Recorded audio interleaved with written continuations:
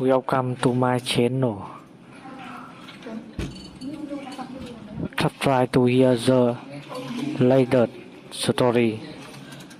My name is Darren, 32 years old, and until last month I thought I had it all figured out. A successful software engineering career, a beautiful fiancée named Amanda, and our dream wedding we'd been planning for 2 years. Then came that unbelievable phone call from my mother asking me to cancel everything we'd worked for and hand over our wedding fund to my brother Tyler. Again, the same brother my parents had already taken a second mortgage for. The same brother who always came first. Before I dive into how my own family tried to destroy the happiest day of my life, let me know where you're watching from in the comments, and hit that like and subscribe button if family drama has ever left you speechless. Growing up in our middle-class neighborhood in Lansing, Michigan, there was an unspoken hierarchy in our family that became clearer with each passing year. My parents, Robert and Susan, had 2 sons, me and my younger brother Tyler, who was 3 years my junior. From the outside, we probably looked like the perfect American family with our modest 2-story home, neatly trimmed lawn, and annual summer vacations to the lake. But inside those walls, the dynamic was painfully obvious, even to my young mind. Tyler was everything my parents seemed to want in a son. Athletic, charismatic, and effortlessly popular, he drew attention wherever he went. By age 10, he was the star of his Little League team, with my parents attending every single game, cheering from the bleachers, with homemade signs and team-colored face paint. My father would spend hours in the backyard practicing pitches with Tyler, their laughter drifting through my bedroom window while I worked on science projects alone. I was the opposite of my brother. Studious, introverted, more comfortable with books and computers than baseballs and team sports. In 8th grade, I qualified for the state mathematics competition, an achievement that warranted just a quick good job and a pat on the shoulder. The competition fell on the same day as one of Tyler's regular season games. There was never any question about which event my parents would attend. "Your brother needs the support more," my mother explained. "You'll be fine on your own, Darren. You always are." The pattern continued throughout our childhood. When Tyler needed new baseball equipment, top-of-the-line gloves, personalized bats, specialized cleats, the money appeared without question. Meanwhile, I saved my allowance for months to buy my first programming books and computer parts, assembling my first PC from discounted components, while Tyler received a brand new laptop for getting a single B+ amid his usual C's. Christmas mornings told the same story. I vividly remember when I was 15, and Tyler 12, he unwrapped a professional-grade mountain bike, a new smartphone, and designer clothes.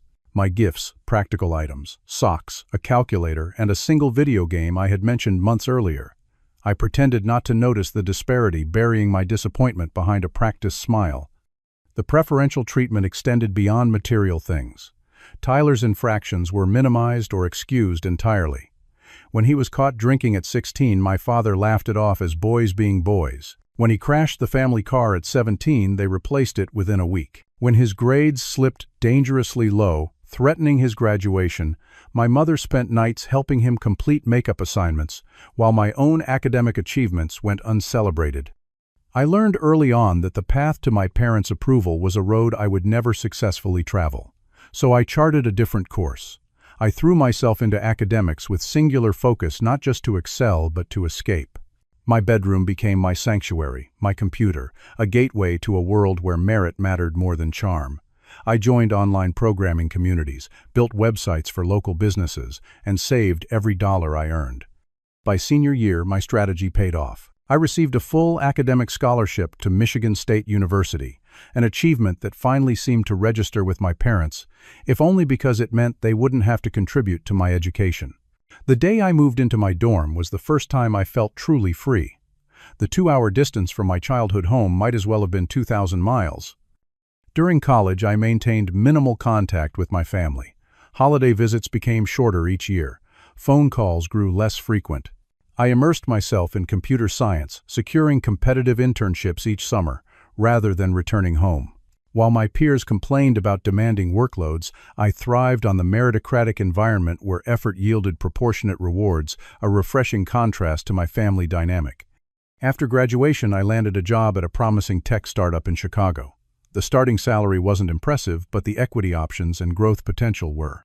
I worked 80-hour weeks those first few years, climbing the ranks as the company expanded. By 28, I had moved to a senior position at a larger tech firm, with a salary that afforded me a comfortable lifestyle and the ability to begin building real savings. It was at a tech conference in San Francisco 4 years ago that I met Amanda. She was presenting on UX design innovations, confident and brilliant, in a room full of industry veterans. I was instantly drawn to her sharp mind and warm smile. After awkwardly hovering near her booth for nearly an hour, I finally worked up the courage to introduce myself. Our conversation flowed effortlessly from professional topics to personal interests, and by the end of the conference we had exchanged numbers and made plans for a proper date when we discovered we both lived in Chicago. Amanda was different from anyone I'd ever met. She listened, truly listened, when I spoke. She celebrated my achievements without qualification. And when I eventually shared stories about my family dynamics, she didn't dismiss my feelings or tell me to just get over it as previous girlfriends had done. Instead, she validated my experiences and helped me understand that what I'd grown up with wasn't normal or healthy. Our relationship blossomed over the next 3 years. We moved in together after 18 months, buying a modest 3-bedroom house in a developing neighborhood. Amanda's relationship with her own parents was warm and supportive, which initially made me uncomfortable. I had no model for what healthy family dynamics looked like. But gradually her parents embraced me as one of their own, showing me what unconditional love could look like. Last year, during a hiking trip in the Colorado mountains, I proposed to Amanda at sunrise on Maroon Bells Peak. I had carried the ring in my pocket for 3 days, waiting for the perfect moment. When she said yes, tears streaming down her face as the first rays of sunlight illuminated the mountainside, I felt a happiness I never thought possible. We spent the drive back to our cabin discussing wedding ideas, both excited to create a day that would reflect our relationship, thoughtful, meaningful, and joyful. We agreed on a budget of $40,000 from our joint savings, an amount that would give us the wedding we wanted without compromising our financial goals. When I called my parents to share our engagement news, their response was tepid at best. "That's nice, honey," my mother said, before quickly changing the subject to Tyler's new job at a sporting goods store. "He's going to be a manager soon," she added proudly. I ended the call feeling that familiar sting, but pushed it aside, focusing instead on the future Amanda and I were building. Amanda and I approached wedding planning with the same collaborative spirit that defined our relationship. We created spreadsheets, researched vendors, and spent weekends visiting potential venues. After touring 7 different locations, we fell in love with Lakeside Manor, a restored 19th-century building with manicured gardens overlooking Lake Michigan. The venue wasn't the most expensive option, but it perfectly captured the elegant yet relaxed atmosphere we wanted for our celebration. "I can already picture us saying our vows with the sunset over the water," Amanda said, squeezing my hand as we walked the grounds. The venue coordinator showed us photos of previous weddings, string lights twinkling in the garden trees, dinner served in the glass-enclosed veranda, dancing in the historic ballroom with its original hardwood floors and crystal chandeliers. We settled on a guest list of 120 people, large enough to include important friends and family, but intimate enough to actually speak with everyone. Amanda and I agreed on every major decision together. We chose a color scheme of deep burgundy, navy blue, and gold accents, seasonal flowers that wouldn't break the budget, and a menu that featured elevated versions of our favorite foods rather than generic wedding fare.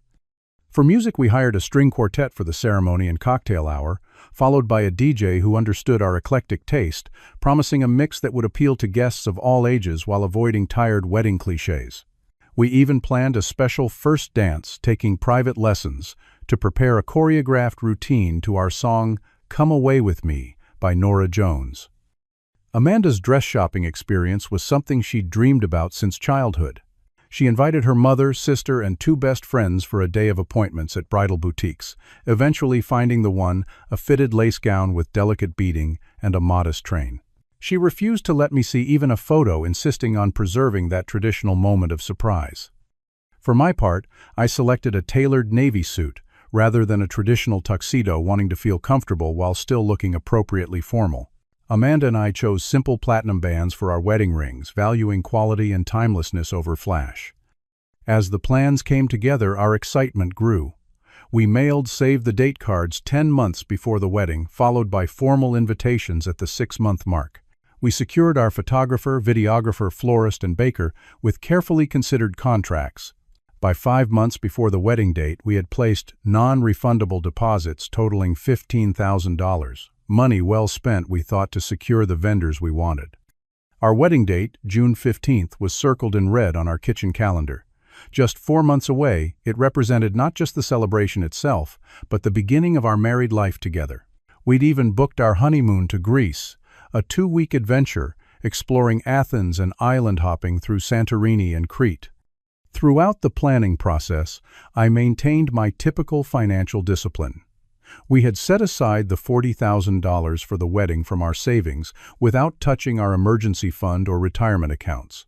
Our mortgage payments on our modestly priced home were well within our means, and we had no credit card debt. We were by any reasonable measure making responsible financial decisions while still allowing ourselves to have the celebration we dreamed about. As RSVPs began arriving, my parents' minimal involvement became increasingly noticeable. My mother had declined Amanda's invitation to the dress shopping expedition, claiming a scheduling conflict. My father hadn't responded to my emails about rehearsal dinner options. When they did communicate about the wedding, their comments often carried subtle digs.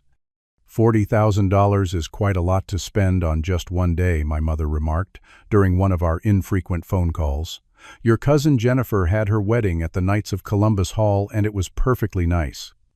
Don't you think all this fuss is a bit much? My father asked when I mentioned our dance lessons. Nobody really cares about that stuff. I did my best to brush off these comments, attributing them to generational differences in wedding expectations. Amanda noticed my disappointment, but helped me focus on the positive aspects of our planning. This day is about us, she reminded me. We're creating this celebration for ourselves and the people who truly support our relationship. I nodded in agreement, but couldn't quite shake the persistent hope that somehow for this one important day, my parents might show genuine enthusiasm for a milestone in my life. Still, I pushed these concerns aside, determined not to let old family dynamics overshadow the happiness I'd found with Amanda. The call from my mother came on an otherwise ordinary Tuesday evening in February. Amanda and I were in the kitchen. She was trying a new pasta recipe while I sorted through the day's mail. My phone lit up with my mother's name, a rare enough occurrence that I felt a momentary tension before answering. Darren, honey, how are you? My mother's voice had that artificially bright quality that immediately put me on edge. In my experience, this tone preceded either criticism or requests. I'm fine, Mom. Just getting ready for dinner. I put the call on speaker so Amanda could hear something we'd agreed to do with family calls to avoid misunderstandings later. Oh, that's nice. A pause. So how are the wedding plans coming along? Getting close now, aren't you? I raised my eyebrows at Amanda, surprised by my mother's sudden interest. Yeah, about 4 months out. Most of the major decisions are made. And everything's booked. Deposits paid and all that. Most of it, yes. Why do you ask? Oh, no reason, she said, though her tone suggested otherwise. I was just curious about how much you've spent so far. These things add up, don't they? I tensed, sensing the conversation shifting into uncomfortable territory. We've been careful with our budget. Everything's under control. That's good. Another pause. Have you talked to your brother recently? And there it was, the real reason for the call. Not for a couple months. Why? Well, he's going through a bit of a situation right now. My mother's talent for understatement was remarkable. Over the next 20 minutes, the full picture of Tyler's situation emerged, carefully extracted through my increasingly direct questions. Tyler's sporting goods store, the business venture my parents had proudly announced at every family gathering for the past 2 years, was failing. Not just struggling, but catastrophically underwater. He had apparently overextended from the beginning, leasing an oversized retail space in an expensive area, stocking high-end inventory that wasn't moving, and hiring too many staff before establishing a customer base. He had such a vision, my mother sighed. It's not his fault the economy in that area hasn't supported it. But poor business decisions were just the start.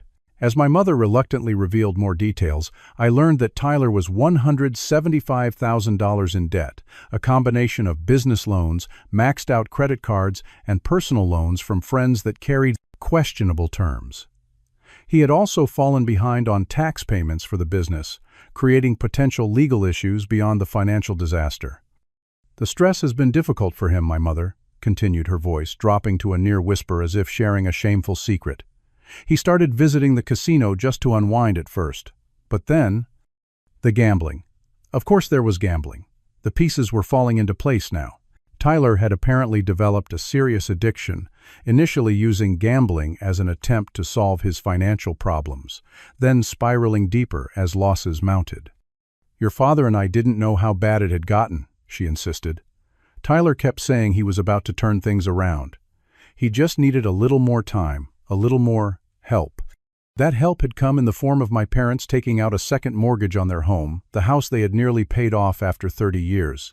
They had given Tyler $120,000 in a desperate attempt to save his business and clear his most pressing debts. We thought it would be enough," my mother said, her voice cracking slightly. "But it was gone so quickly. The business suppliers needed to be paid then, there were the tax issues, and some of those people he borrowed from were not very patient. The money had disappeared within months, swallowed by the black hole of Tyler's combined business failure and gambling addiction. Now he was facing bankruptcy, potential legal consequences for the tax issues, and as my mother finally revealed, his marriage was falling apart. Jessica has taken the children to her mother's house," she said, referring to Tyler's wife and their 2 kids, ages 4 and 6. "She's threatening divorce if he doesn't get help, but he's so focused on saving the business. He says it's his only chance to fix everything." Throughout this conversation, I noticed my mother's subtle but unmistakable language choices. Tyler's problems were described as unfortunate circumstances happening to him, not consequences of his choices.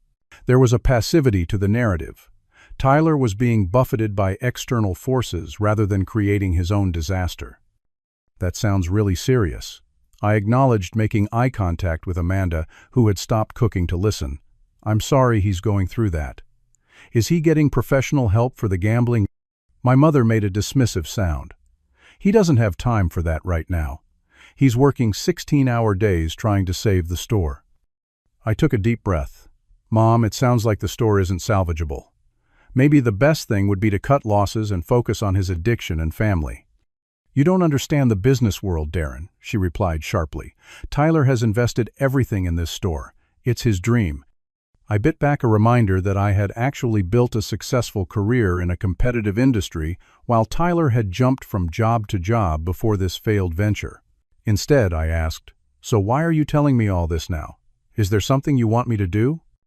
The question hung in the air. My mother's response was carefully vague. "Well, we're all family, aren't we? And family supports each other through hard times. Your father and I have done everything we can. We're tapped out completely." "I see," I said, though I wasn't sure I did yet. "It's just that, well, we've been thinking about priorities," she continued. "About what matters most in life. You know, a wedding is just one day, just a party, really. But your brother is facing real issues that could affect the rest of his life." The implication was becoming clearer, but still, she wouldn't say it directly. The conversation circled around with more details about Tyler's dire circumstances, more minimizing of my wedding plans, and increasingly obvious hints about what they wanted from me. Yet the call ended without an explicit request. My mother simply saying they would talk more soon and that my father wanted to have a family dinner that weekend. After hanging up, I stood motionless in the kitchen, the mail forgotten in front of me. "Are they seriously suggesting what I think they are?" Amanda asked, breaking the silence. "I think they want our wedding fund," I replied, still processing the conversation.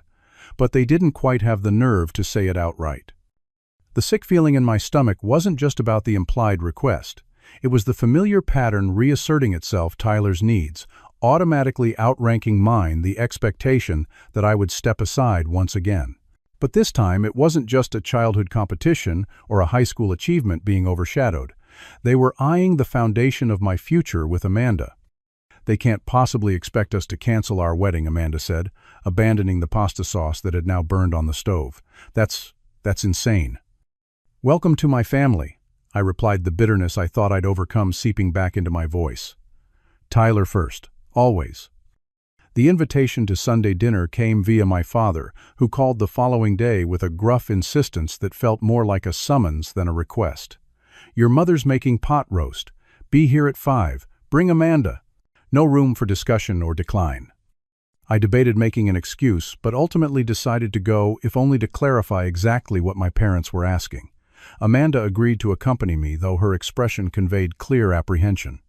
"We'll set boundaries," she assured me, as we drove to my childhood home that Sunday. "Whatever they ask, we're a team. We decide together." I nodded, grateful for her support while dreading what lay ahead. My parents' house looked the same as always: tidy front yard, fresh paint, welcoming exterior that masked the complex dynamics within.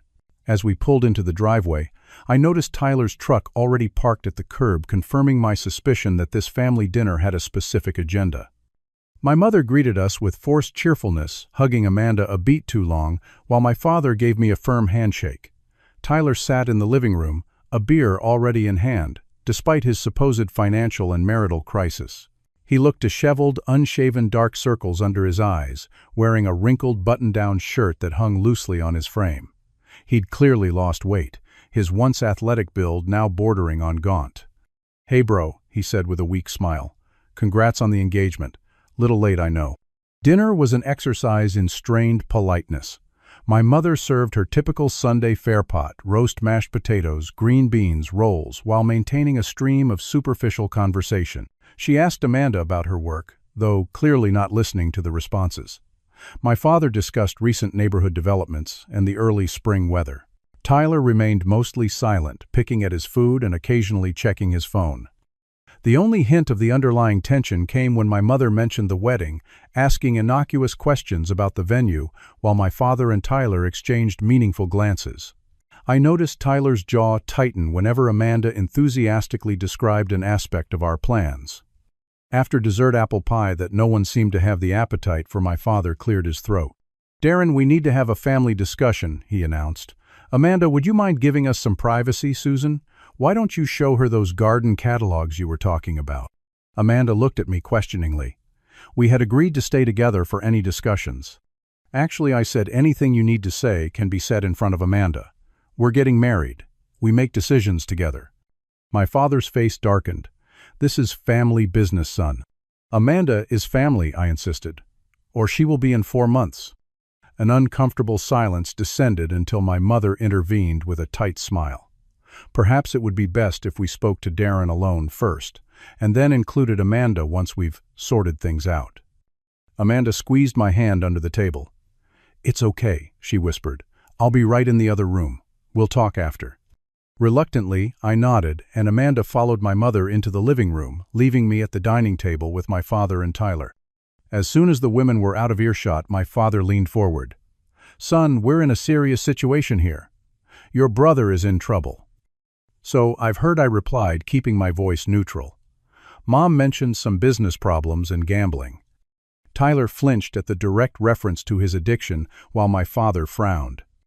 "It's more complicated than that," my father continued. "The point is, we're family, and family helps each other out. Your mother and I have done everything we can. We've put our retirement and our home on the line. Now we're asking for your help." "What kind of help?" I asked, though I already knew. My father and Tyler exchanged glances before my father spoke again. "We've been thinking about your wedding plans. All that money for just 1 day seems excessive given the circumstances. We think it would make more sense for you and Amanda to have a simple courthouse ceremony instead." Though I'd been expecting it, hearing the words spoken aloud sent a jolt through me. "And what would happen to our wedding fund?" I asked, my voice steady despite the anger building inside me. "It would go to Tyler," my father said bluntly, "to give him a fighting chance to save his business and his family." "I'd pay you back, bro," Tyler interjected, speaking directly to me for the first time. "Once the store turns around, which it will with enough capital." I stared at my brother, noting how easily the promise came to his lips. How many similar promises had he made to my parents, to his wife, to the creditors now threatening him? "The wedding fund isn't enough," my father continued.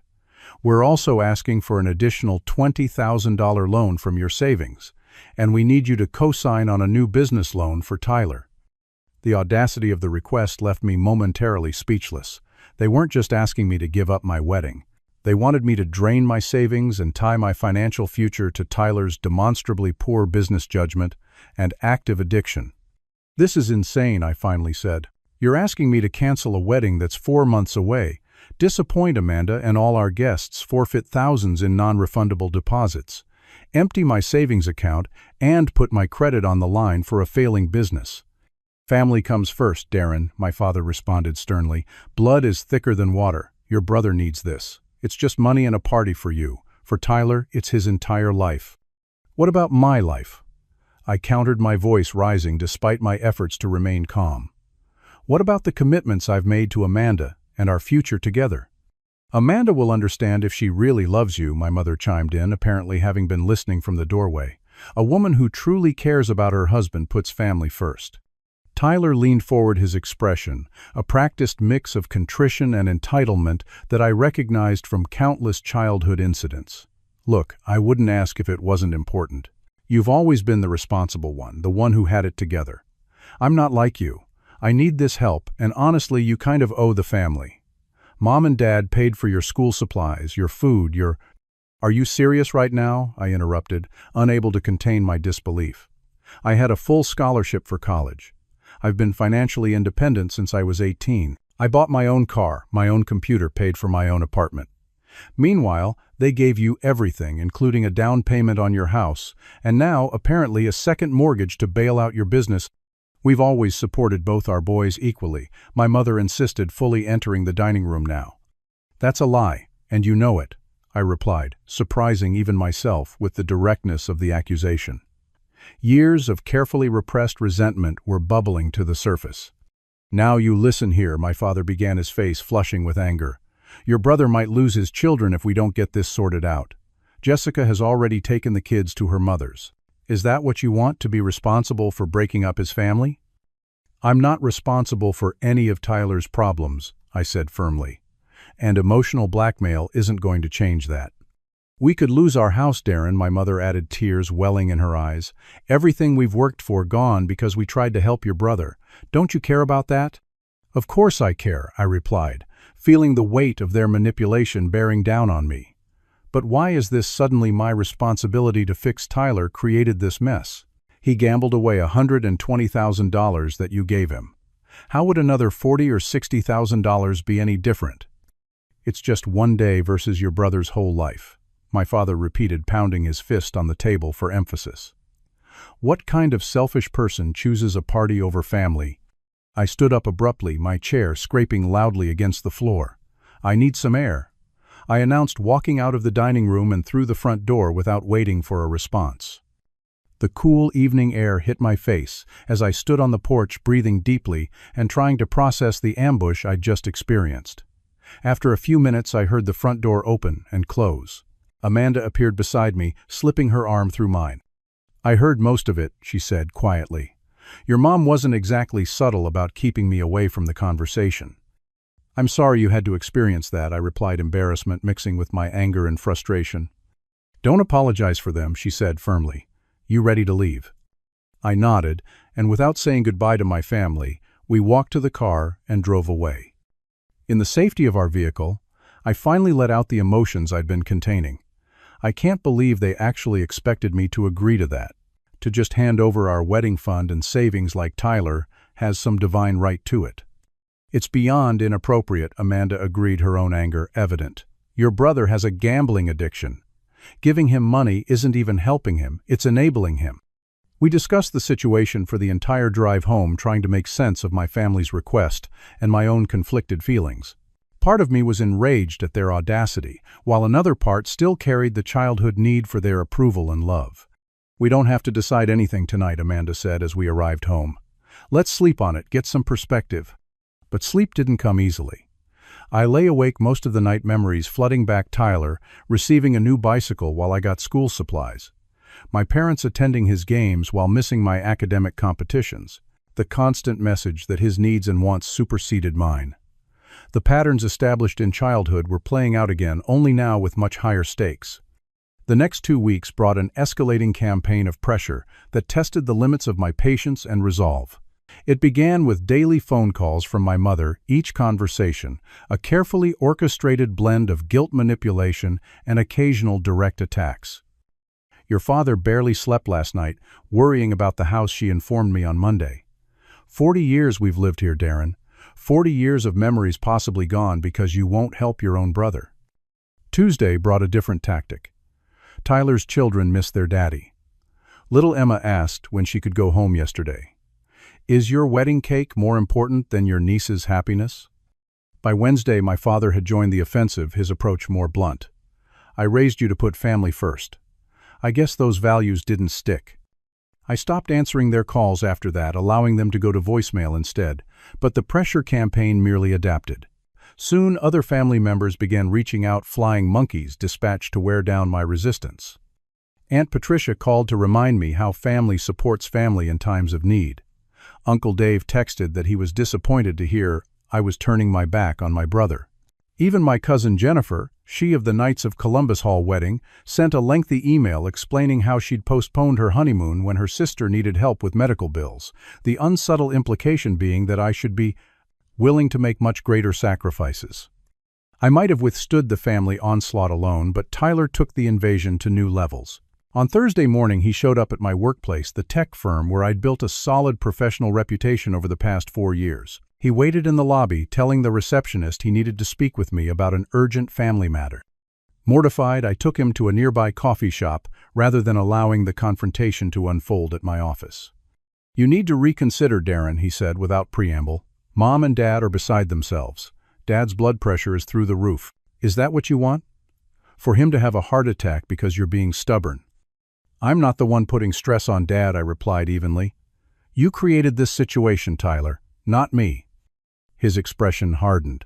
"So you're just going to let my life fall apart? Let Jessica take my kids? Let the business I've poured everything into go under? Some brother you are." "Have you considered getting help for your gambling?" I asked, keeping my voice low despite the anger building inside me.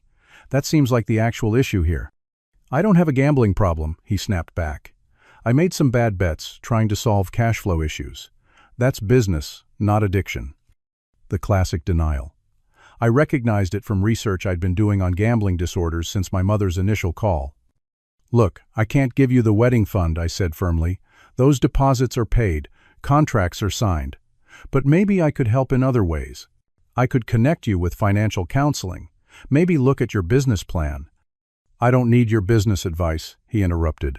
"I need capital. Fast. The wedding fund is the quickest solution. You and Amanda can still get married, just do it at the courthouse like Dad suggested." When I refused again, he stormed out, leaving me to return to work distracted and frustrated. The next day, a barrage of texts arrived from my mother, photographs of Tyler's children, with messages like "Emma and Liam miss their home" and "These faces are counting on family to come through." The emotional manipulation was as transparent as it was effective. Each message sent a spike of guilt through me despite my rational understanding of the situation. The weekend brought no respite. My father called Saturday morning with a new level of vitriol. "You've always been selfish, Darren," he said, his voice cold. "Always thinking about yourself first. We raised you better than this. Or thought we did." The irony of this accusation coming from parents who had consistently prioritized Tyler's desires over my needs might have been laughable if it wasn't so painful. On Sunday, my parents escalated their threat, informing me they would boycott the wedding entirely if I didn't reconsider helping Tyler. "We cannot in good conscience celebrate while your brother loses everything," my mother declared. The family divide was growing. My aunt on my mother's side called to say she stood with my parents and wouldn't attend either.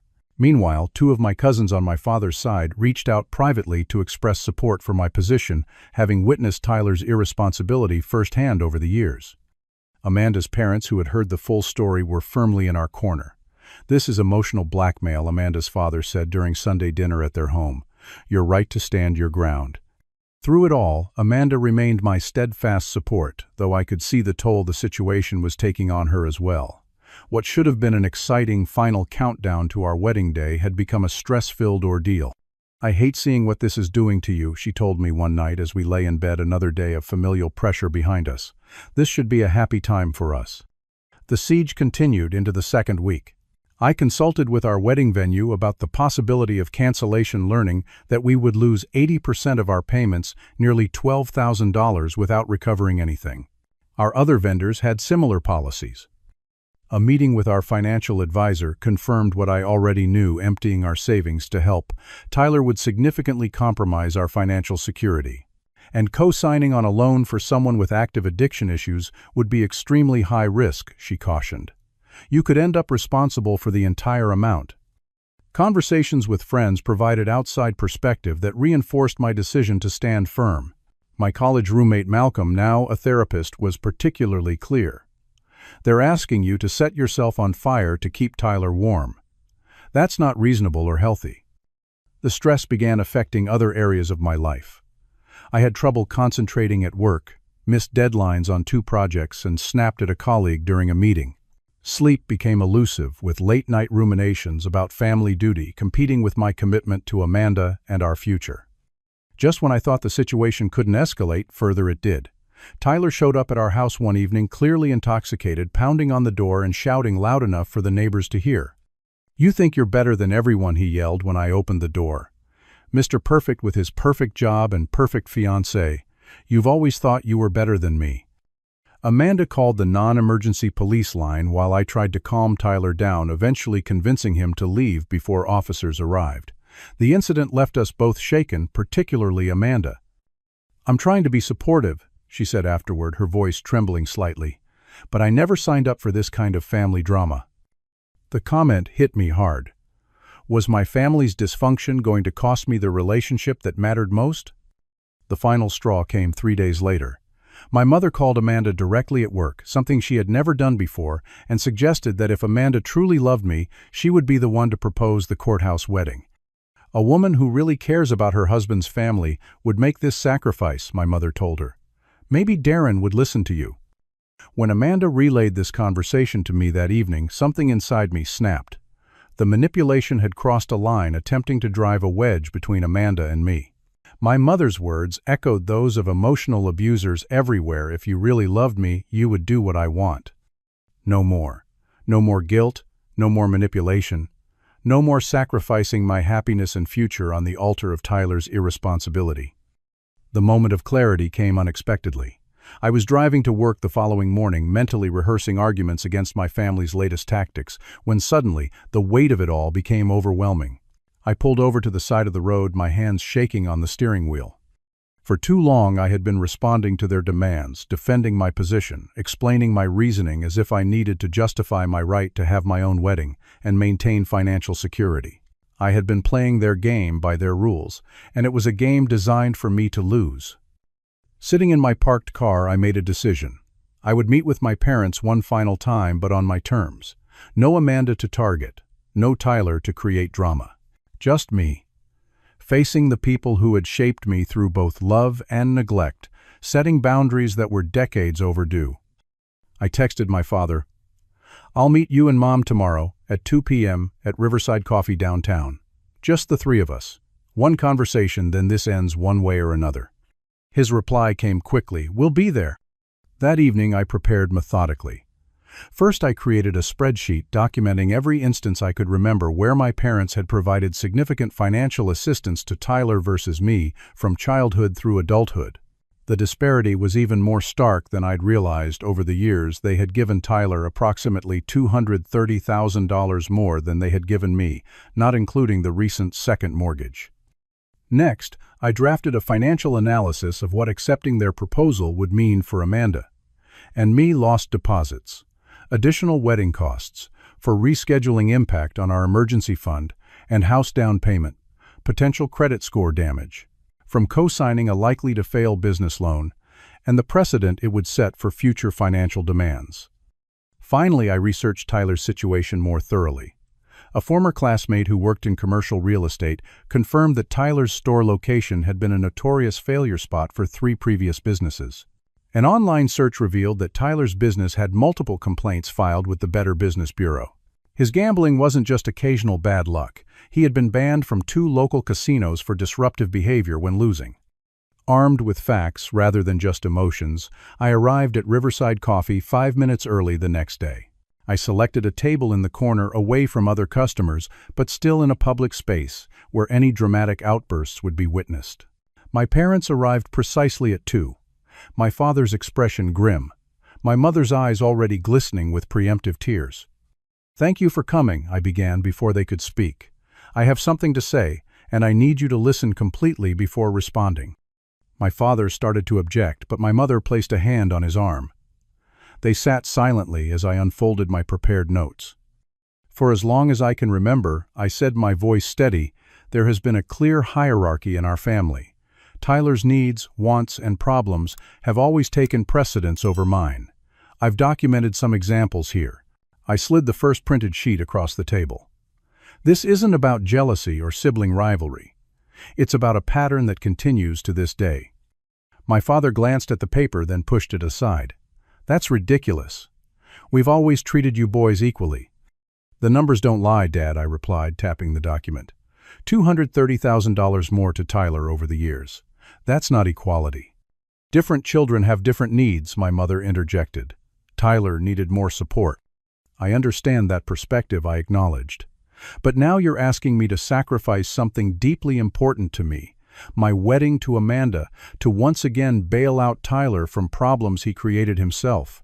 You're asking me to drain my savings and put my financial future at risk by co-signing on a loan for someone with an active gambling addiction. That's not reasonable." I placed the second document on the table. "This is what your request would actually cost Amanda and me. Not just the wedding fund, but all these other financial impacts." My mother barely glanced at it. "Sometimes family requires sacrifice, Darren." "Yes, it does," I agreed, "but sacrifice should go both ways. What sacrifices has Tyler made to address his gambling addiction? What sacrifices have you and Dad made beyond financial ones? Have you considered that giving Tyler more money might actually be harming him by enabling his addiction?" My father's face darkened. "You're not a parent. You don't understand what it's like to watch your child struggle." "You're right, I'm not a parent," I conceded. "But I have done research on addiction, and every expert agrees that financial bailouts without addressing the underlying problem make addiction worse, not better." I placed the third document before them. "This is what I've learned about Tyler's business and gambling issues. His store location has a history of failed businesses. He has customer complaints I suspect you don't know about. And he's been banned from casinos for his behavior." "You investigated your own brother." My mother's voice was sharp with disapproval. "I researched the situation before making a major financial decision," I corrected. "Something Tyler might consider trying." I took a deep breath before continuing. "Here's what I'm willing to do. I won't give Tyler the wedding fund or empty my savings. I won't co-sign any loans. But I will help him find professional treatment for his gambling addiction. I'll connect him with a legitimate financial counselor. I can introduce him to contacts who might offer him employment if the store closes. In other words, I'm willing to help him build a sustainable future rather than temporarily postpone consequences." My parents exchanged glances clearly, not expecting this approach. "That's not what he needs right now," my father finally said. "He needs capital to save the business." "The business isn't salvageable," I replied firmly. "And throwing more money at it, especially my money, won't change that." "So that's it." My father's voice rose, attracting glances from nearby tables. "You're refusing to help your brother when he needs you most." "I'm refusing to enable him," I clarified. "There's a difference." "After everything we've done for you," my mother began, tears now falling freely. "All the sacrifices we've made." "Mom," I interrupted gently, "I've shown you the numbers. You and Dad have given Tyler far more than you've ever given me. I've been financially independent since 18. I put myself through college. I built my career without assistance. I'm not asking for retroactive equality. I'm simply declining to once again put Tyler's problems ahead of my own life." My father stood suddenly, his chair scraping loudly against the floor. "I never thought I'd see this day. My own son turning his back on family when we need him." "I'm not turning my back on family," I replied, remaining seated and calm. "I'm setting healthy boundaries." "Boundaries." My father nearly spat the word. "Is that some psychobabble Amanda taught you? Family doesn't have boundaries, Darren. Family is about being there for each other no matter what. Even when it means enabling addiction. Even at the cost of my future with Amanda." "Yes," he thundered. "That's what real family does." The coffee shop had gone quiet, other patrons now openly watching our confrontation. I kept my voice level, refusing to match his intensity. Then I guess we have different definitions of family, I said, and different ideas about love. Real love isn't about endless sacrifice by one person. It's not about always putting someone else first at your own expense. It's about mutual support and respect. My father leaned forward, his face flushed with anger. You have a choice to make right now, son. Help your brother, or you're no son of mine. The ultimatum hung in the air between us. In that moment, looking at my father's angry face and my mother's tear-stained one, I felt a strange sense of calm. The threat that would have devastated me as a child now clarified everything. Then I guess I'm not your son anymore, I replied quietly. I'm sorry it came to this. I stood, gathered my documents, and walked out of the coffee shop, ignoring my mother's calls to come back. In my car, I sat for several minutes, processing what had just happened. There was grief, certainly the final severing of the hope that my parents might someday see me clearly and love me for who I was, rather than what I could do for them or for Tyler. But beneath the grief was something unexpected: liberation. I drove home slowly, thinking about what to tell Amanda. She met me at the door, her expression anxious. How did it go? She asked as I hung up my jacket. They disowned me, I replied, surprised by the steadiness in my voice. Or I disowned them. I'm not entirely sure which. Amanda's eyes widened. Oh, Darren, I'm so sorry. I'm not, I realized aloud. I mean, I'm sad about what it represents, the final acknowledgement that they'll never be the parents I needed. But I'm not sorry I stood my ground. For maybe the first time in my life with them, I didn't cave to the pressure. I didn't put Tyler first. Amanda wrapped her arms around me, holding me tightly. I'm proud of you, and I'm here no matter what. That evening, I drafted a clear, factual email to my extended family, explaining my position and the outcome of the meeting with my parents. I didn't vilify anyone or make emotional appeals. I simply stated that I would not be providing financial assistance to Tyler, but had offered help with addiction treatment and financial counseling. I explained that my parents had given me an ultimatum, and I had chosen to maintain boundaries. I ended by saying I would welcome attendance at the wedding by any family members who wished to come, but would understand if they chose not to. Within hours, responses began arriving. Some were predictably critical, echoing my parents' perspective. Others were surprisingly supportive. 2 cousins and an uncle wrote to say they had witnessed the pattern of favoritism for years and respected my decision. My Aunt Linda, whom I'd always felt close to, called to say she and her husband would definitely attend the wedding. The most unexpected response came from Tyler himself late that night. I'm sorry about what happened with Mom and Dad. I never asked them to disown you. That's messed up.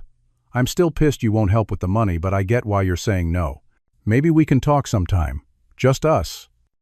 It wasn't an apology for his behavior or an acknowledgement of his addiction, but it was a small opening, a tiny crack in the facade of entitlement he had maintained throughout the crisis.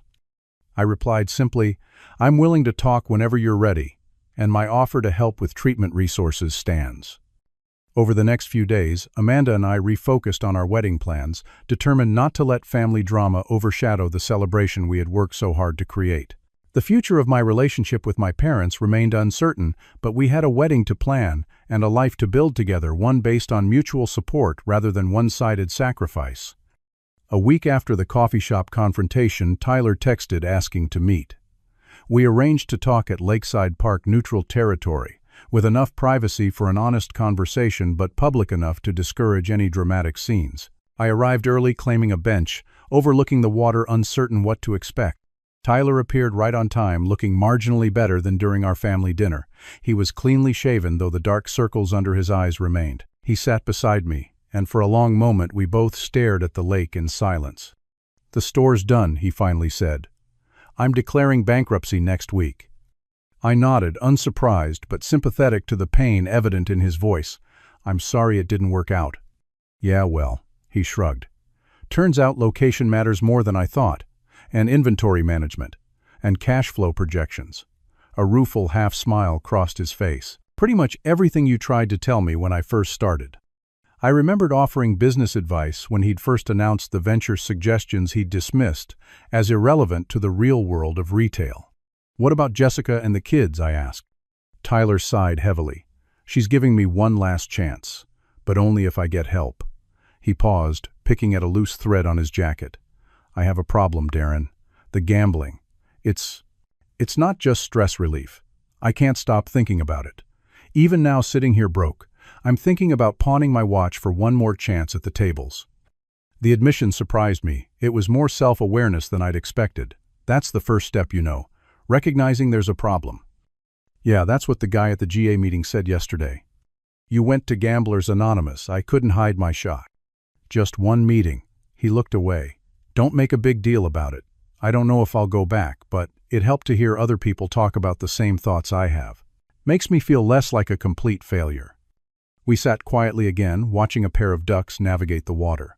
I broke the silence first. Look, I meant what I said. I won't give you money, but I want to help. I have a friend who specializes in addiction counseling. He'd see you at a reduced rate. And I know people at 3 different companies who might have positions you'd be qualified for. Tyler nodded slowly. I might take you up on that. The job connections anyway. The counseling. He shrugged. I'll think about it. It wasn't perfect, but it was progress. We talked for another hour more honestly than we had in years. Tyler admitted feeling jealous of my success, while simultaneously resenting my attempts to help.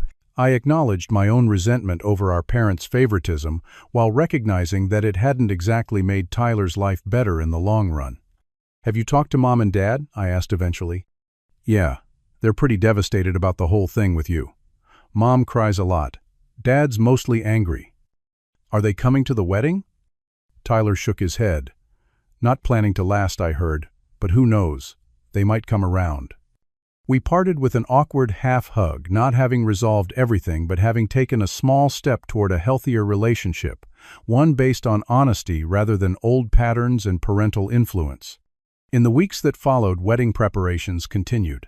RSVPs arrived, showing a family divide. My parents' siblings and their families mostly declined, while my father's brother and his family, along with my mother's sister Linda, confirmed attendance. Most painful was my grandmother's note saying her health wouldn't permit her to attend, a transparent excuse given her appearance at a cousin's wedding the previous month. Amanda's extensive family, and our many friends, more than made up for the gaps in my family representation.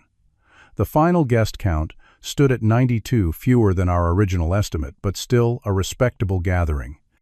As the wedding week arrived, I tried to process my complicated emotions about my parents' absence. There was sadness, certainly, but also a growing acceptance.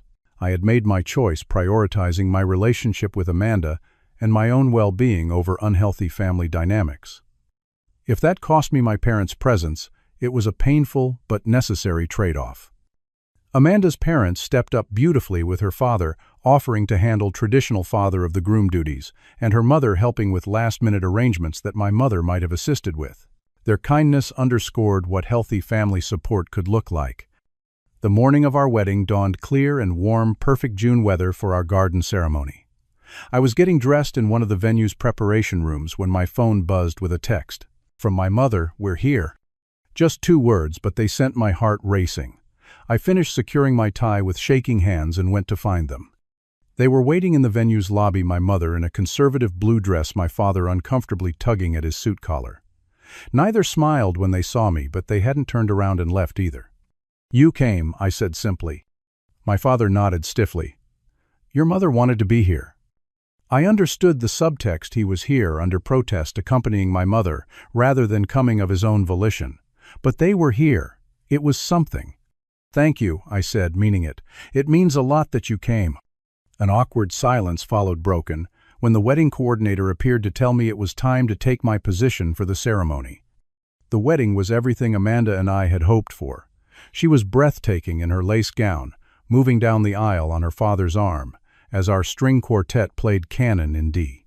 The celebrant led us through our vows beneath an arch of burgundy and white flowers, the lake sparkling behind us in the afternoon Sunday. We exchanged rings, spoke promises we had written ourselves, and sealed our commitment with a kiss that felt like coming home. At the reception, my parents sat quietly at their assigned table, neither participating fully nor creating any disruption. During my speech, thanking guests for sharing our day, I made brief eye contact with my father. For just a moment, I thought I saw something soften in his expression. After dinner, while Amanda was chatting with college friends, my father approached me at the bar. "Nice ceremony," he said gruffly, ordering a scotch. "Amanda looks beautiful." Thanks, Dad, I replied, surprised by the olive branch, however small. He sipped his drink, looking out at the reception rather than at me. Your mother and I have been talking. About Tyler. About everything. Another sip, another pause. We may have made some mistakes. From my father, this qualified as a monumental admission. I waited, not wanting to interrupt whatever process was happening. Tyler's agreed to that gambling treatment program, he continued. And he's interviewing for a job at Peterson Manufacturing next week. That's good, I said carefully. I hope it works out for him. My father nodded, finished his drink, and placed the glass on the bar. Well, congratulations, son. I hope you'll be happy. It wasn't a full reconciliation, not even close. But it was a beginning, a small acknowledgement that something had been wrong in our family dynamic and might now have a chance to heal. 2 months after the wedding, as Amanda and I settled into married life, signs of change continued to emerge slowly. Tyler had secured a position as an assistant manager at a sporting goods chain, not his own business, but a stable job with benefits and a clear path for advancement. More importantly, he was attending GA meetings twice weekly and seeing a therapist regularly. My parents were adjusting to their new reality as well. The relationship remained strained, but my mother had begun calling every other Sunday, brief, somewhat stilted conversations, but contact nonetheless. My father occasionally added a few words at the end of these calls, his pride still preventing more direct communication, but no longer maintaining complete silence. The most significant change wasn't in my family members, but in myself. I had learned that standing my ground didn't mean abandoning family, it meant establishing healthy relationships based on mutual respect, rather than obligation and guilt. I had discovered that saying no to unhealthy demands wasn't selfish, but necessary for everyone's well-being. Amanda and I discussed these evolving family dynamics during a weekend hike in the forest preserve near our home. The summer heat was beginning to fade into early autumn crispness leaves, just starting to hint at the changes to come. I never thought Tyler would actually get help, Amanda said as we paused to drink water. That's a real surprise. Me either, I admitted. But hitting rock bottom can sometimes be the best thing for someone with addiction. He couldn't pretend anymore that things would magically get better. And your parents. Do you think they'll ever really understand why you stood your ground? I considered this watching a hawk circle overhead. I'm not sure. They might never fully get it. But they're starting to respect the boundaries, and that's what matters most. Do you regret any of it? She asked, standing up to them, even with how painful it was. No, I said without hesitation. I wish it hadn't been necessary. I wish they could have seen on their own how unfair their request was. But I don't regret choosing us, choosing our future over old patterns that weren't healthy for anyone, including Tyler.